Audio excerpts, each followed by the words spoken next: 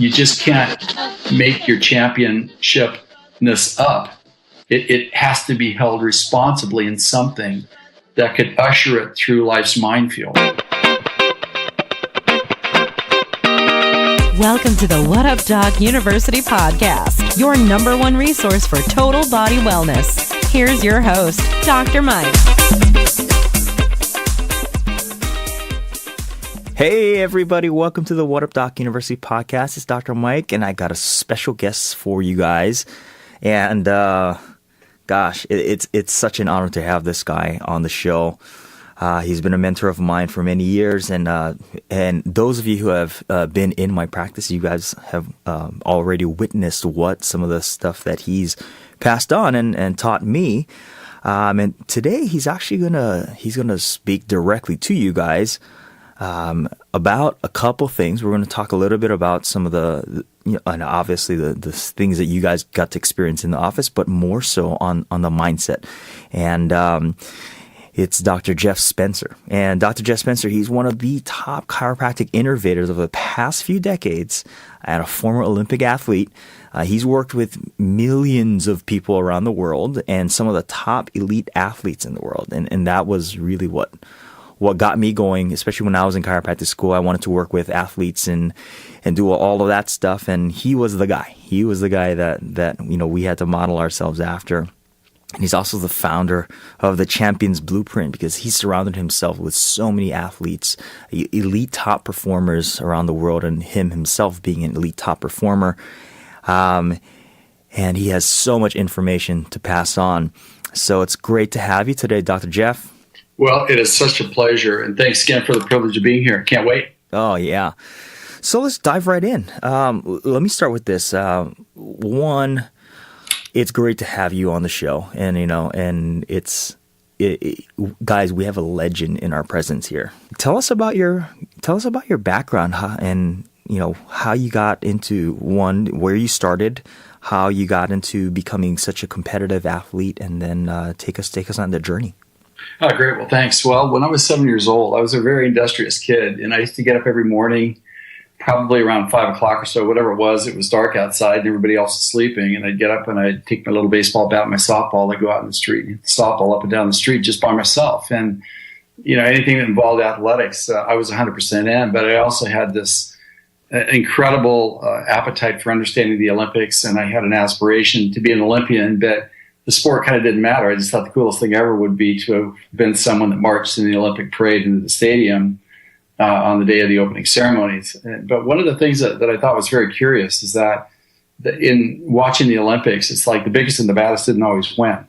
And the people on paper that looked like they should win didn't. And I thought that was very curious. I wasn't sure why that was, but it happened with such predictability that I knew that there was something behind that. And then when I was 13, I competed in my first cycling national championship. And a year after that, my parents got divorced, and it's the last time I saw my dad, and we went on welfare. I found out 30 years later that my dad, who was an artistic and design genius, literally died homeless on the streets in New York City. So I realized, well, here's another part of the puzzle. It's like will and talent that should take us to the promised land don't. And because my dad had plenty of will, plenty of talent, he had great technique, and his technology didn't save him. So I realized that there's something here, and it's not about just will and talent. That's necessary, of course, but that's not a guarantee of anything. So the silver lining to that dark cloud is that I had just amazing mentors come into my life from all walks of life, business, sport, stage, life itself, that shared with me their secrets on how they became iconic. And I saw the pattern again, in that they didn't have the best pedigrees, but yet they were always first in line to grab the brass ring when it showed up. And the other people with the pedigrees were still scratching their head. And I realized from what they shared with me that did allow me to become an Olympian. I was a cyclist, and I owe everything to them for that achievement. And I also went to USC and got a master's degree in sports science. And then I went on to chiropractic college, which I'll talk about in a second here. But the point is that the distinction that I saw that made the difference between those who can and those who can and don't, and those who can and do, it's not about will and talent. It's about a unique state of readiness to really be able to convert pivotal moments into successes that carry momentum forward. And the person that does that the best is the person that creates the best legacy, and they also are able to manifest their champion dreams and not succumb to the problems that most people fall victim to, and they don't really lose time or momentum. So that really became the kind of key driving force for me. And because I was an Olympian and because he had a master's degree in sports science, people were very curious about the whole concept of performance. So people from business and sport and health came to me and wanted to know, well, how do I actually become my own champion? And so I was, well equipped to help support that ambition, but also got asked questions about health and wellness, also injury prevention and management. So I decided to go back to chiropractic college, which I did. And so I've been kind of in practice for like 28 years, so to speak. And that was an instrumental part of my having three pillars that really made me kind of like an expert in the performance space. And we're not talking just about sports. I mean, even though I was Olympian, I spend actually more time in the business world than I do in the sports world, actually. So it's a little bit of a misnomer to say that all I do is work with athletes, because I don't. I work with, over 45 plus world and Olympic Tour de France champions. Yeah, but it was really about, them as people, about developing the readiness for the pivotal moments to be a standout in their discipline, exactly the same way that I've helped chiropractors, healthcare professionals, actors, parents, fathers, husbands develop the same level of readiness to create lives of distinction and meaning and purpose. So what I did realize in working with people and the skill that I developed because of my broad scope of experience and knowledge and understanding is that I wasn't just an expert in a coach or mentor sense, meaning that I didn't just understand the detail that had to go right to be able to perform a certain skill at a certain time, like you might find from a business coach or let's say a health coach or something like that, where they see a narrow slice of the pie rather than the bigger picture.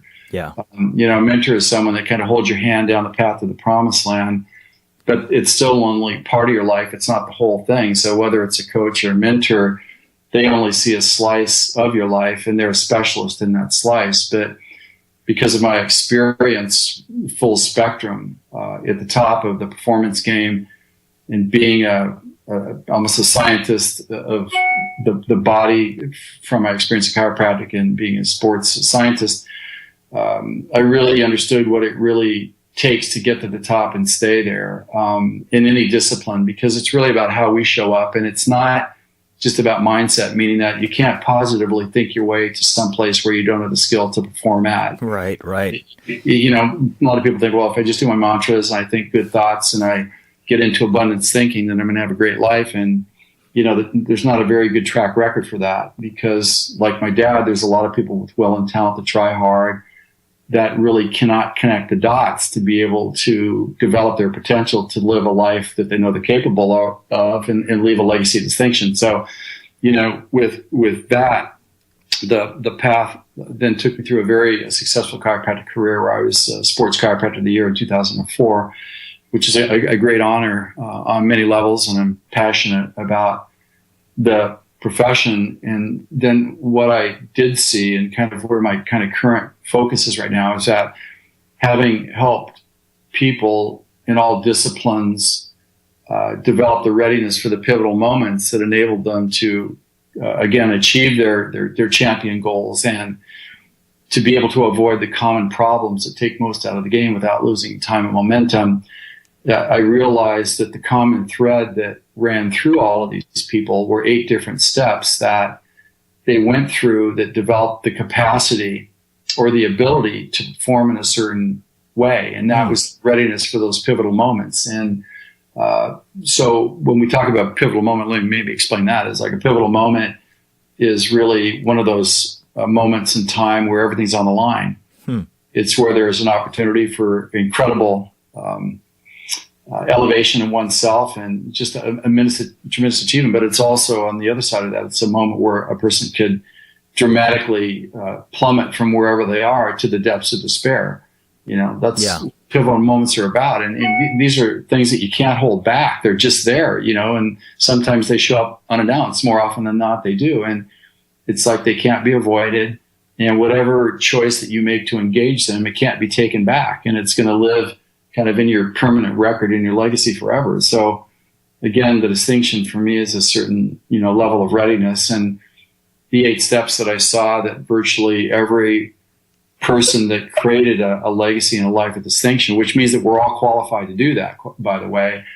If they went through these 8 steps and developed a skill and developed that readiness, then they could create a life of distinction and meaning. And that's kind of what my life is geared towards right now. I continue to do seminars and support and do my coaching. It's not really coaching in a classic sense. It's really cornerman coaching, where we're looking at a person's entire life and we're crafting the path from where they are to their bigger future, through the eyes of the Champion's Blueprint. And since the Champion's Blueprint's an historic model, it's based on the truth of what history tells us. So it's highly accurate.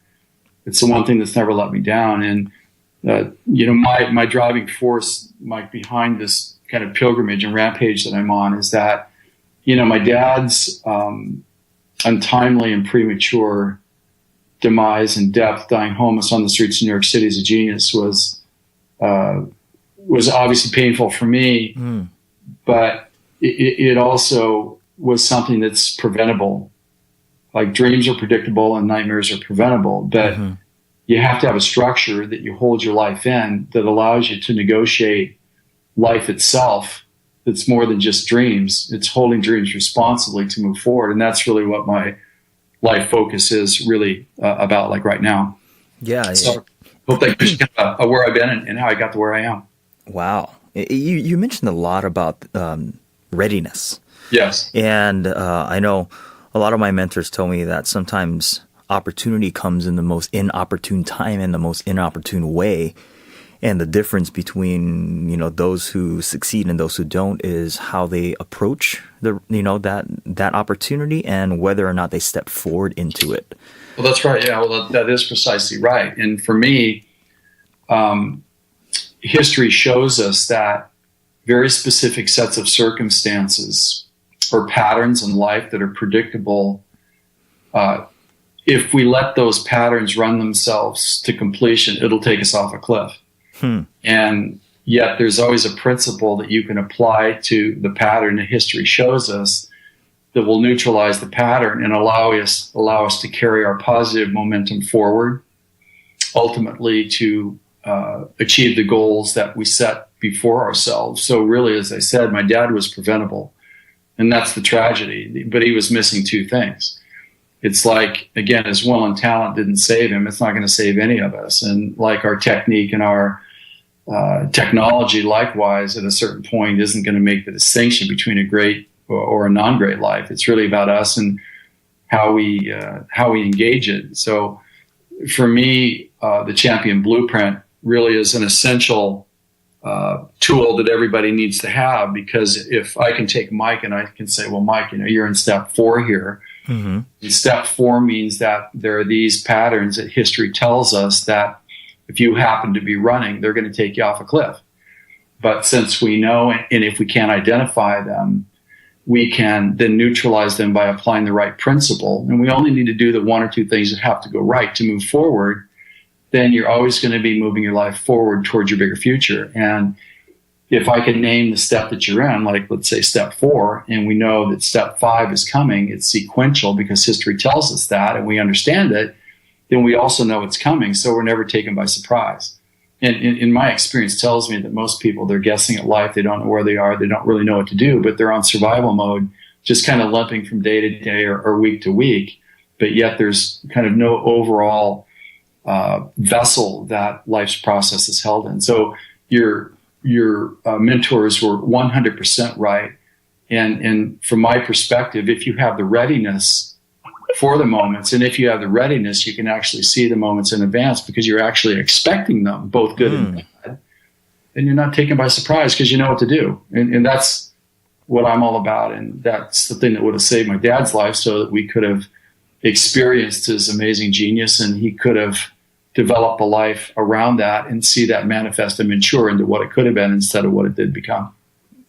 You're so right, man. I deal with a lot of people regardless if it's health related or not. I know I deal with a lot of entrepreneurs, and one of the questions I always get asked is, can everyone be successful? Can everyone be a champion? What's your take on that? Well, 100%. So let's start by defining champion.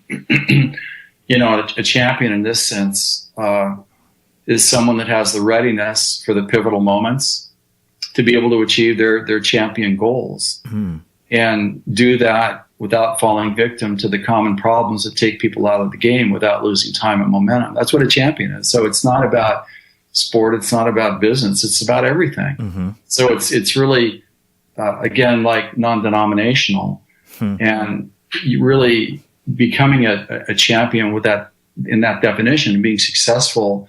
It's really the application of a structure is what it is. It's not positive thinking. It's not blind ambition.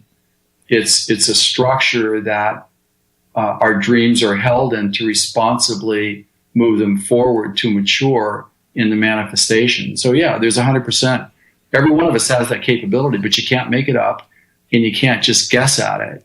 And let me also say this, and everybody, turn up the volume on this because I want you to hear what I'm going to say here, is that the revelation that I've had is that the common success mantra that I call the gap model doesn't work, meaning that you dream really big and you make your dreams as big as possible.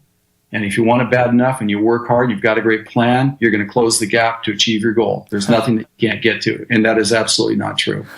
History absolutely does not support the gap model as a void, because the gap is not a void. And if you look at it as a void, it becomes a vacuum that sucks a bunch of garbage, people, places, and things into it that just clog the path, that make movement impossible. And that's where most people live their life. They're stuck. They're on a hamster wheel, on a merry-go-round. So really, for me, yeah, you got to have big dreams, no question about it. And you also have to have a great plan. You have to have will. Of course you do. But the gap, it's not a gap. It's not a void. It's an active, living, breathing space that holds your dream.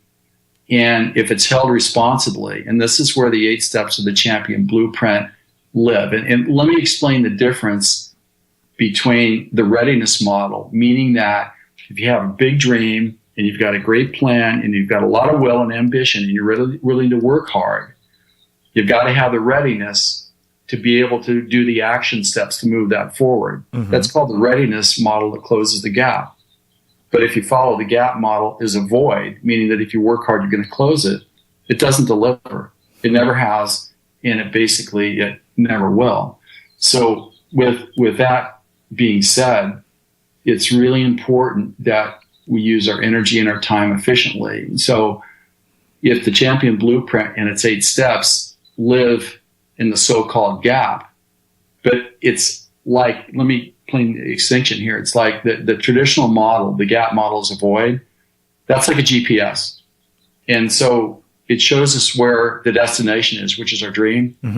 It also shows us our starting point, which is our plan, our will and our talent and our ambition and our energy that we bring to the equation.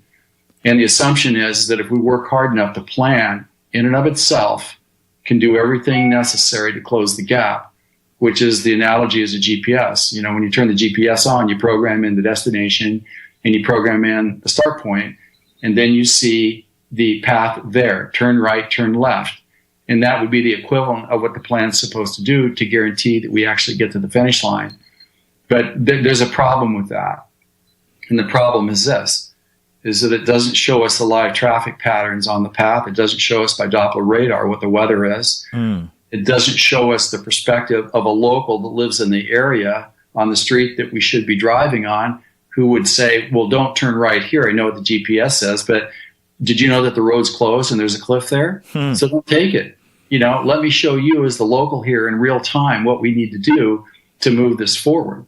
And so that's like a Waze app. It shows you live traffic patterns. And that's what the Champion's Blueprint is. It's like a Waze app because it allows you in real time to read the terrain of where you are and make the decisions and apply the 1 to 2 things that have to go right to move your process forward towards goal manifestation.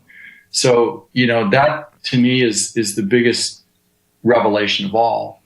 And you just can't make your championshipness up. It has to be held responsibly in something that could usher it through life's minefield, which my dad couldn't, and none of us can.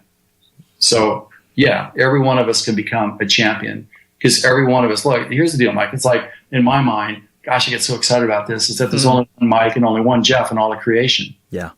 As there is just only one of everybody. And that uniquely qualifies us to do something extraordinary. We just need to connect our talent with what that is. And we need to hold what that is responsibly within a vessel that allows us to move through life's debris. Because it's more likely that our inability to handle life is going to take us out of the game, like it did my dad, than a technical discipline in our specialty. And so to me, that's the missing link. And yet there's plenty of programs out there that talk about achievement, talk about goal setting, talk about creating a great plan. That's great. But again, that's a GPS model. You know, where's the Waze app that controls the path so that we actually can gain traction to move forward? And that's what the Champion Blueprint's all about. And that's why it's unique among all the programs out there, because it very efficiently allows us to hold that dream responsibly so we can be confident that it will move forward. And the evidence of that is that every day we can check in with ourselves and we know what to do. We're not guessing. So anyhow, yes, we can all become our own champions. Yeah, I love that, man. Let's dive right into Champion's Blueprint. Let's take us through the Champion's Blueprint. Take us through the different stages. Great. Well, there's 8 steps in sequence of the Champion's Blueprint, and history has revealed this to me. Nobody taught it, and history is a great teacher, and history doesn't lie. So step number 1 is legacy. Well, why do we start with legacy? Well, we start with legacy because legacy allows us, when it's created up front, to really decide on our current trajectory how it is that our life's going to end. If we don't like the way it's going to end, then we have time to change it. So it ends being what it is that we want it to be through the eyes of what our dream is. And having a strong legacy is important because it gives us the integrity by which we can evaluate whether or not each of our opportunities, each moment, should be taken action on, because it does take us towards our bigger legacy and our bigger future. So it creates a coherence in the system. And it's the place that we always start. Without that level of rudder, then we're basically guessing. Step number 2 is vision. And when I talk about vision, I'm talking about what is it and how are we going to see ourselves, and what is the impact of achieving our goal going to have on us and other people? In a bigger sense, that's what a vision is. A vision is not a goal. A vision is, through my senses, how do I see myself? How do I hear my language change from achieving my goal? How is it that I speak to people different through the achievement of my goal? What does it feel like to have that level of responsibility? What is it that other people will see about me that calls them to a higher game in a belief that they can actually have a life of distinction as well? That's what vision is. And why vision is important is because it gives us clarity. And that clarity gives us an emotive force and gives us a purpose that allows us to get up each and every day with passion, because we know exactly where our life is headed, and we know exactly the benefit and value that's going to bring to us and people. Step number 3 is mindset. And when I talk about mindset, I'm not talking about positive thinking or 180 IQ. I'm talking about, can we really do what's necessary and handle what we're going to have to deal with in aspiring and achieving our goal? Can we really do that? For example, a friend of mine had a chance to go on tour with Usher. I said, well, let's take a look at this. You have the mindset to do it. It's going to be 9 months on the road, different hotel every night. You're going to be away from your family for 9 months. You're going to get tired. You're going to get fatigued. There's going to be backbiting. And there are going to be times where you're going to get blamed for stuff unfairly. There are going to be times where people don't show up and they said they would. And I just want you to know, do you have the mindset to be able to deal with this stuff? Because if you don't, then don't even say yes to it. We're still deciding whether you should actually engage this possibility. That's what I'm talking about. So when we look at mindset through that lens, it really empowers us to either say yes or no. And it's going to take courage either way. And with that courage, then it gives us a conviction about the accuracy of a full disclosure, accepting or a dismissing of an opportunity. And that's why mindset is step number 3. So if you don't have a legacy, don't even try to go after your goal because it isn't going to work. If you don't have a vision, then don't do it either because you're not going to have any emotive force to be able to push yourself through tough circumstances. If you don't have a mindset to do it, then don't start because don't, use up precious resources if you're not certain whether you can do it or not. And then the final step in the first half of the Champion Blueprint, which is where we're preparing and we're deciding whether or not we actually should pursue our goal, is called inventory. And this is where we take a look at ourselves and we say, well, do I really have the personal skills and the knowledge to do this? And do I have the material assets, meaning time, space, team, equipment, et cetera, to do this? Because if I don't have the inventory to pursue my goal, then don't do it. Because I'm going to use up whatever resources I have prematurely. I'm going to stall and I'm never going to get to the goal. So let me just sort of make sure that I got all this stuff. So what you can see in those first 4 steps, it's really a vetting as to the readiness and the preparation to be able to engage your goal. And if it's not, then you kind of stop and you make sure that you do get ready before you start. So then step number 5 is where you kind of push the ignition button and now you're pursuing your goal. And that's where you're now for the first time engaging the reality of what the process is moment by moment, dealing with people, places, and things. And this is where you're developing the perseverance. And this is a key point here is that when you first begin your process towards your goal, don't make getting to the goal your first ambition because that's too big of a jump too quickly. Yeah. You may talk yourself out of it because you believe that since you're not getting there fast enough, it's a bad plan and you can't do it. And that's not true.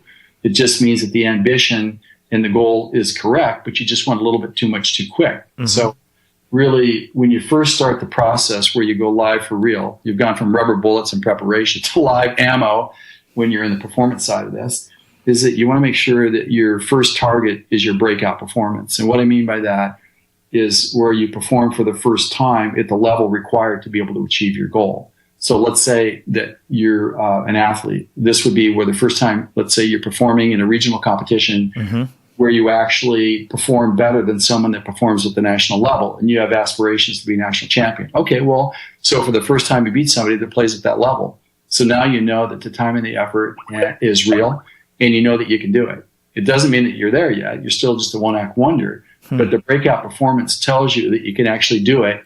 And it also tells you that the plan that you have is working and that you have the ability to do it. So that's step number 5. Once you've had your breakout, that's where you move into step number 6 in performance. And, and that's called elevation. And when I talk about elevation, that's where you take your breakout performance and you refine it and you duplicate it enough times where you own the technical process. You own it and you're so good at it, you actually can't get the performance wrong. And when you can't get it wrong, that's when you're performing at the top in line with your goal. But here's the deal, is that that's only step 6. So when you achieve the goal for the first time, that's only at 9 o'clock because goal achievement in the Champion Blueprint model and reaching the top is only 9 o'clock. There's 2 steps above that. There's mastery, and then there's also champion. So when you get to the top and let's say, okay, Mike's got the practice of his dreams, he's performing at the highest level of his discipline or in line with his ambitions, then once we've got to that point, the question is, well, how do you stay there? Very important. Second half. And most people, once they get there, it's a lot easier in a certain sense to get there than to stay there. So step number 7 is once you've reached the top, that's called adaptation. So how do you adapt to the pressures and the external forces that you're going to have to deal with to perform there, because the dynamics are going to change. And you're going to have to deal with people. You're going to have to deal with money. You're going to have to deal with bigger, more impactful, higher risk, higher fall opportunities. You're going to have to deal with people that all of a sudden where your friends aren't your friends because they're jealous of the fact that you're successful. And a lot of people aren't ready for that. And so when they get to that top achievement level and they can't adapt to the top because they can't adapt to the external forces that they've got to learn to deal with, then unfortunately more people than not can't handle it. So they drop back down to a comfort level zone. And unfortunately they forfeit their bigger future in doing that. So step number 7 is where you learn to adapt to the external forces at the top, which is really about kind of you against the universe, so to speak. And when you match that with the technical skill that it took to get to the top, then you've actually mastered the process. Mm-hmm. And that would be somebody like, let's say, U2, that is able to cut like a platinum album every year because they've learned the skill of success. They can deal with the external stuff. They know that's coming, and they've mastered their technical craft. But now there's another step above that, and this is the final step in the Champion's Blueprint, called the wave. And what I mean by the wave is that the people at the top, they're very selective about what it is that they engage in, and they don't go after every opportunity. They only go after the big opportunities that have high reward to add to their legacy. Because once you get to the top, there's one problem. It's called success intoxication. Huh. And a lot of people, once they get to the top, and you've seen them, we've read about them in the newspapers. Sure. We scratch our heads and we say, well, I don't understand. This person had everything. Why did they do that stupid thing? Sure. Well, because they succumbed to success intoxication. They could not help themselves. The seductiveness of too much too soon, or not enough maturity to be able to handle the temptations, takes them out of the game. And again, it kind of took my dad out of the game too. But again, if he had the blueprint, he would have been the best of all time, and he would have written himself into the history books like all of us sort of can in our own way. But unfortunately, he and other people can't outrun success intoxication because our human nature just can't resist it. But if we know that it's coming and we have the readiness to prepare for it, when it shows up, we know what to do to be able to ride the success wave and add more number and higher magnitudes of successes to our legacy without succumbing to success intoxication. So when a person, and these are really internal forces that we got to deal with. So if a person has learned to get to the top technically, so they own their discipline and their product where they can't get it wrong, and they've adapted to the external forces outside themselves that can easily take them out of the game in terms of people, places, and things, and have they mastered the internal battle with self and the trappings that come with success, then they have truly become their own champion that has the readiness for the pivotal moments to be able to achieve their champion goals without succumbing to the problems that take most people out of the game. And they do this without losing time and momentum. So that's the Champion's Blueprint, and it is literally one of the most important revelations of all time, because it answers the question of what is it that we need to do to be able to responsibly grow and build into our bigger future and create a life of distinction and leave a legacy that will be our case study for others to observe on how we did it, and the map that they can use to apply to their own life so that they can become their own champions. Wow. So, I mean, you've basically, over time, you've saw all these high performance humans and you've distilled this information of what made them successful. Right. Now, in your observation, when you've run into, from the top performing athletes and business people versus, the commoner, do you see the same things that I see where, you have a lot of people, the majority, that they're just comfortable. They're living in this land of mediocrity, and they're just like, well, I had dreams of doing that, but, it's a default. Yeah. But it's a total default because they don't have a plan that can hold their dreams responsibly.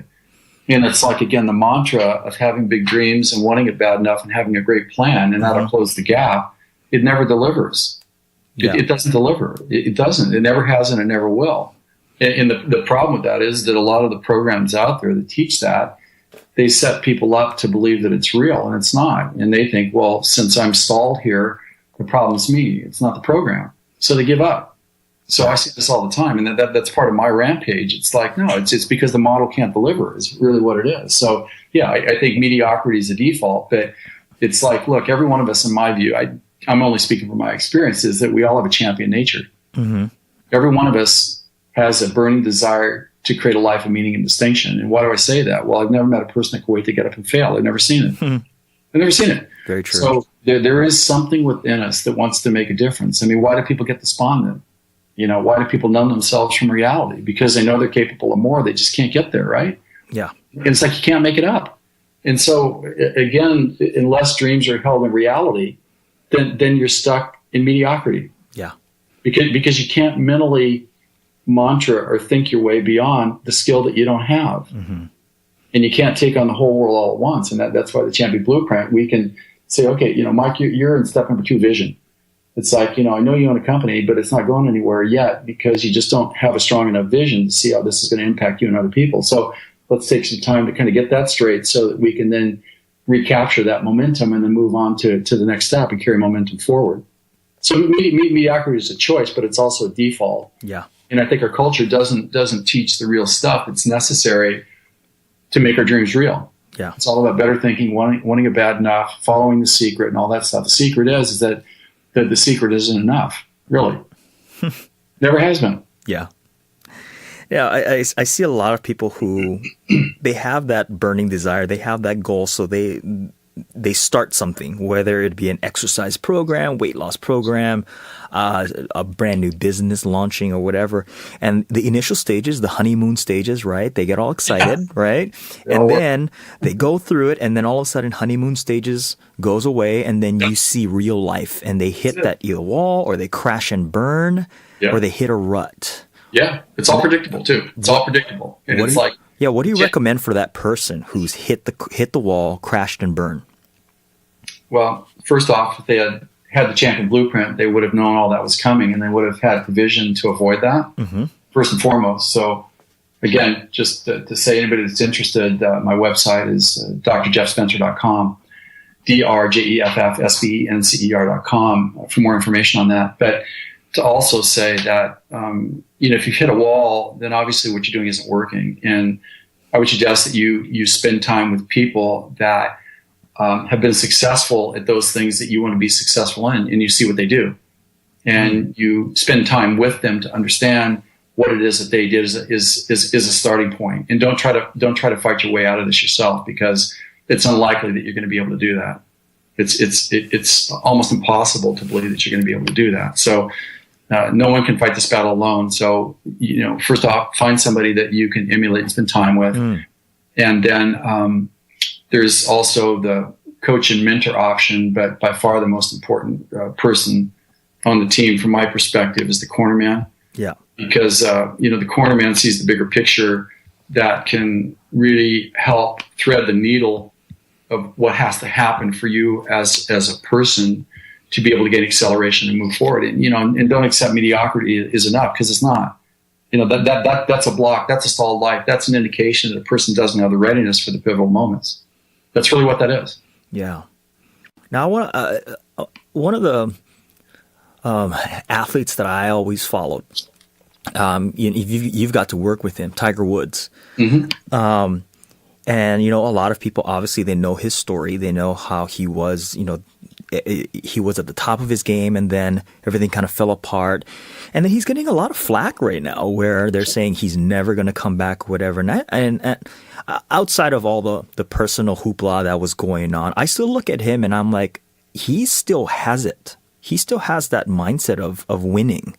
What's your take on what's going on with him and where he's at right now?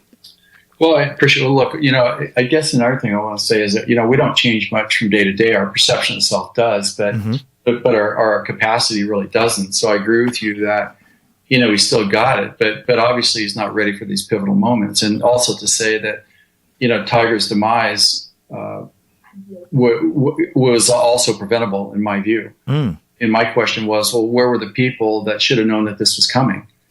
Because, we can't leave it up to someone that's never been down this path before to always know what's coming. Yeah. But so, to me, where were the advisors that knew of all of these possibilities, that were speaking about this in the formative years, so that it became part of the regular conversation? So, I think a lot of fault needs to be pointed in that direction as well. But I don't think... You're talking about preparation, right? 100%. Yeah. It's like, well, where was the corner man? Huh.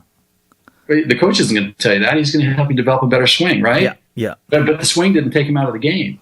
It was his ability for the readiness for the pivotal moments that took him down to intercept those to carry momentum forward. So where was that plan? Yeah. It wasn't there. There was no plan, because it wasn't even acknowledged or looked at, because there was no forward vision, future, vision on this thing. I mean, if he would have been my client at that time, I would have said, look, here's the deal. It's like, we're here right now, and you just need to know that this is what's coming, and we need to be aware of that. So when it shows up, we're ready for it, and we don't step off the cliff. What do you say? And we carry momentum forward. Yeah. And again, most of these things are 100% preventable. I mean, Lance was probably preventable also. Mm-hmm. He had a blind ambition to get to the top. Yeah, he got to the top, but he never thought about legacy. Yeah. Which right now is about as low as it can go. So that's why legacy is step number one in the champion's blueprint. So again, without this level of structure, then you're guessing, and you're making decisions on now, and you're making decisions solely on the aspiration of getting to the top. And getting to the top, again, in the champion's blueprint, that's only 9 o'clock. There's 2 steps above that, which is mastery, and which is also champion. And that's where you manage the external forces that you've got to deal with when you're at the top. And it also is managing you as a human with the temptations that are going to be there. And unless we have a strategy for that in advance, because we know it's coming and history has already told us what that is, then you become a predictable victim. Yeah. And, then you live a life of what could have been, like my dad did. Mm-hmm. And so, again, yeah, I think Tiger can make it back, but I don't think he can make it back through traditional methods and means, because they're not set up for that. That's part of how he got there. Mm-hmm. And so without a new pair of eyes that responsibly holds this and focuses on the 1 or 2 things that have to go right, then it's more likely that the hamster wheel will continue. Yeah. It's tragic. But yet it was also preventable. It's tragic. Yeah. Now, one of my favorite athletes is Derek Jeter. And he just retired last year. And I look at everything that you're saying, and I look at his career and his life, and he follows the blueprint, almost to a T. And his success and all that kind of stuff. And then now I look at the other guy. I'm a huge Yankees fan. And I look at the other guy standing right beside him, Alex Rodriguez. And I look at all the things that I guess the steps that he missed. What's your take on that? It's exactly the same thing. It's 100% preventable. Mm-hmm. My question was, where is the corner man? Yeah. Only because history already tells us what it is. So again, had we had the blueprint for him, we could have been talking about all of this stuff in advance, so there were no surprises. But it's like, if you don't have the ability to know what history tells us about the future as far as where we are and where we're headed, then you're doomed to repeat history, which most people did, and he did.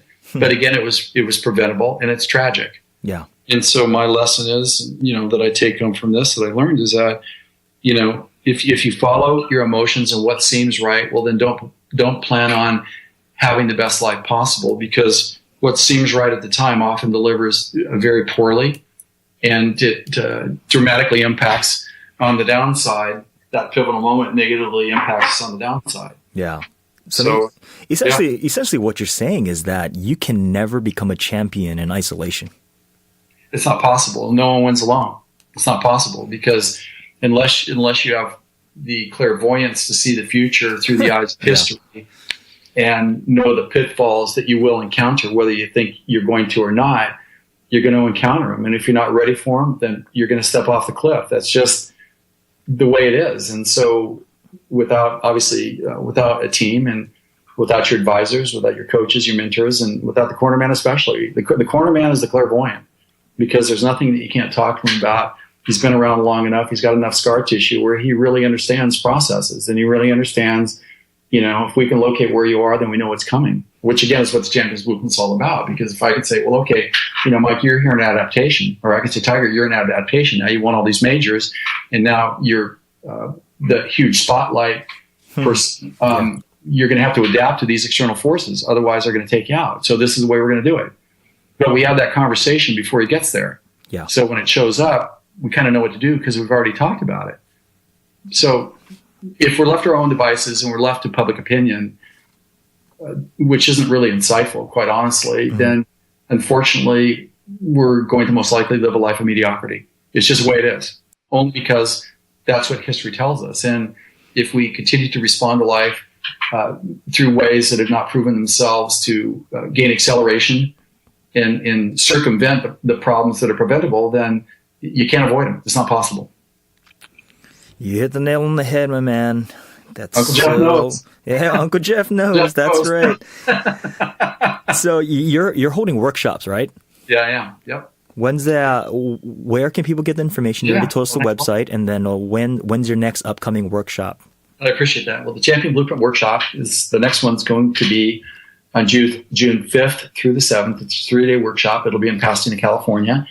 And for more information about that and to also look at the agenda that we'll be covering and the topics that we'll be covering on each of the 3 days, people can please go to www.drjeffspencer.com/workshop. And doctor is DR. So it's www.drjeffspencer.com/workshop. And they'll get everything that they need to know. And to sign up for the newsletter and the updates that I do periodically in the blog, please go to drjeffspencer.com and just kind of enter your email address in the opt-in box there, and you'll be on our mailing list. So thanks again, Mike. I really appreciate that. Yeah, amazing opportunity to be able to kind of have this level of dialogue. It's just delightful. Yeah, I mean, I'm looking at the agenda. I mean, this is this is life-changing, guys. You know, I mean, that's right. I mean, it literally life-changing because I mean, I guess 90% of the world is kind of walking around blind, right? You know, we're just doing it on our own. It's a generous percentage, right? Yeah. But if you look at it in I guess hunter-gatherer societies, the successful ones is the ones that surround themselves with a team. They knew where the predators were. They knew where the potholes were. Yep. And that's how they made it from point A to point B and not getting eaten alive by the tigers and all that kind of stuff. And that's it. Right. It's the readiness for the pivotal moments. Yeah. So I mean, meaning that I know what's coming and I'm ready for it. And I know how to carry momentum.